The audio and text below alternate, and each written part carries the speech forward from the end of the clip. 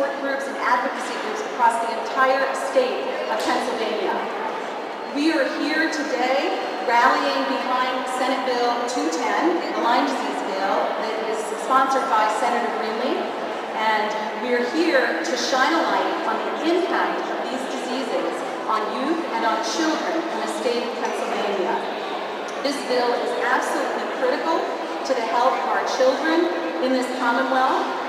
Our own family, once we moved to the suburbs of Philadelphia, started becoming very sick, and we couldn't understand what it was, and neither could our physicians. So it's been very difficult, in our case, to figure out what was at the root of our children's illness. We had picked ticks off of our children, not off our children actually, off our dog and off our husband. I never actually saw ticks on our children. My daughter actually became very ill. She had leg pains, she had stomach pains, she had multiple other issues, and yet no physician could figure out what was at the root of her illness. So as we began to figure this out in our family, with the help of a neighbor, we then learned that many other families were in fact affected by these diseases. So Pennsylvania is number one in the nation in the number of reported cases of Lyme disease. And children ages 5 to 14 are the ones most likely to be affected. As it stands today, most people think about Lyme disease as a very simple disease with a bullseye rash and some flu-like symptoms, and that's about it. And if you get it, and you're lucky enough to see the rash, it's easy to cure. Unfortunately, that is not always the case. In many cases, the disease becomes chronic and persistent, and those are the stories that you're going to hear today. Senate Bill 210 will go a long way to providing the education to bring medical professionals up to date on these diseases. It will also allow physicians to treat this disease as it is needed in some cases with longer-term course of antibiotics. We can use long-term antibiotics for acne, for tuberculosis, for HIV, for many other diseases where they are standard as the treatment, of course. And in Lyme disease, we need long-term antibiotics in some cases. Physicians are the ones who should practice medicine and not insurance companies. And today, it's insurance companies that are dictating a short-term course of antibiotics only. The last part of the bill is about ensuring that insurance companies pay for the treatments their physicians prescribe. So I would like to begin by introducing Senator Greenlee, who will say a few words about the bill itself. Before we do that, one last comment. The presenting symptoms of Lyme disease in children are not what we think. They are often things like ADD, some autistic spectrum types of disorders, gastrointestinal. They are often cognitive, so they're developmental delays. So these are the kinds of things that many children present with, and you're going to hear that in our stories today. We encourage you to contact your senators and let them know how important this bill is.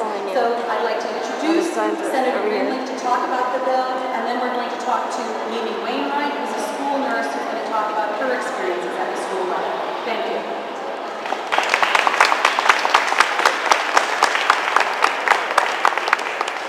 So I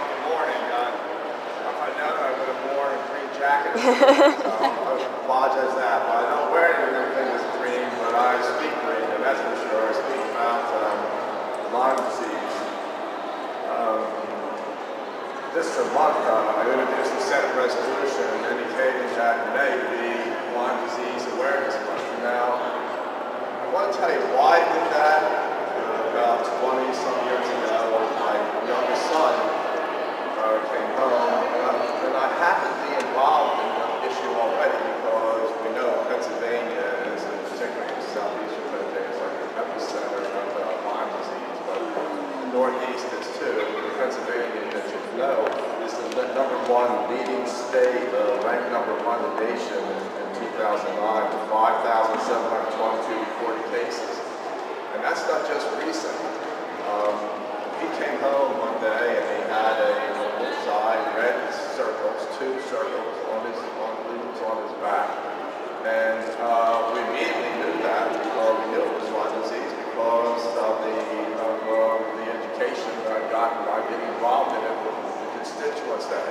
down with it.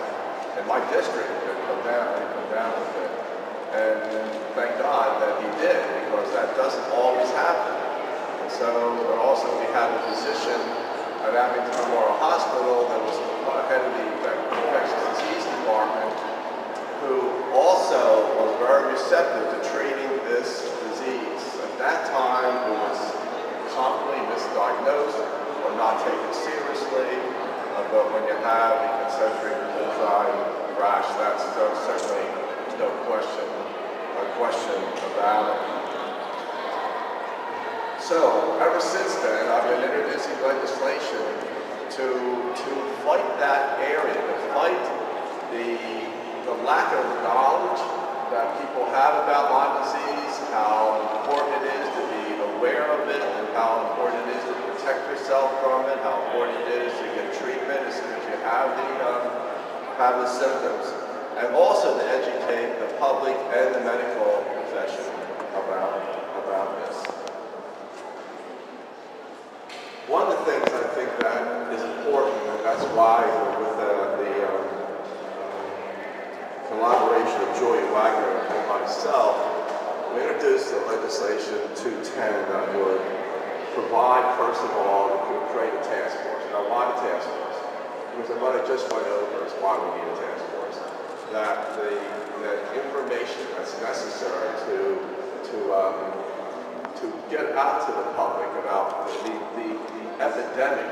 We are actually in an epidemic. When we held a hearing on this, I had a number of legislators say to me, I had no idea how common this was. We had no idea how much of an epidemic it is in Pennsylvania.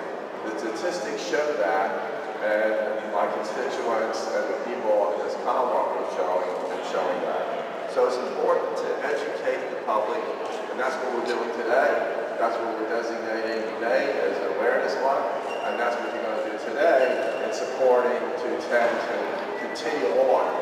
The best thing we can do is to make sure that children and adults know what the disease is about and how to protect themselves about it. In addition, as we said, we want to also educate the medical profession and how outrageous it is that in Pennsylvania, a physician must fear the treatment of chronic Lyme disease and be subject to disciplinary action because he's doing so. And thereby cause victims to have to go out of state, to go someplace that is not convenient to them, to jeopardize whether they really have coverage or not, or they even have to pay for their treatment, that their health coverage or drug treatment. That chronic Lyme disease exists. It is an actuality. People die from it. People are disabled from it. It is an outrage that is happening, and our state has to respond to that and give it protection for physicians who are providing that service.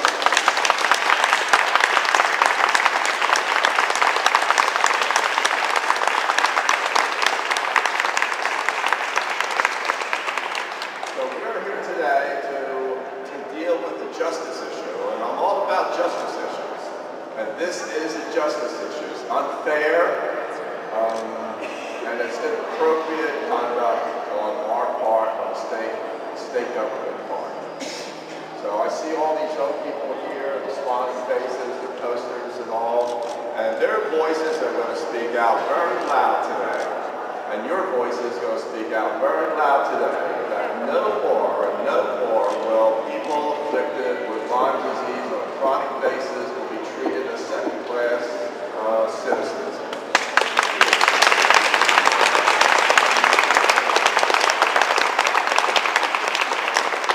So I look forward to working with you side by side to get this legislation passed and educate people for their health. Those people who do not have Lyme disease yet, that we need to provide their protection for them and for the care and treatment of those that have it today. Thank you so much, and God bless you.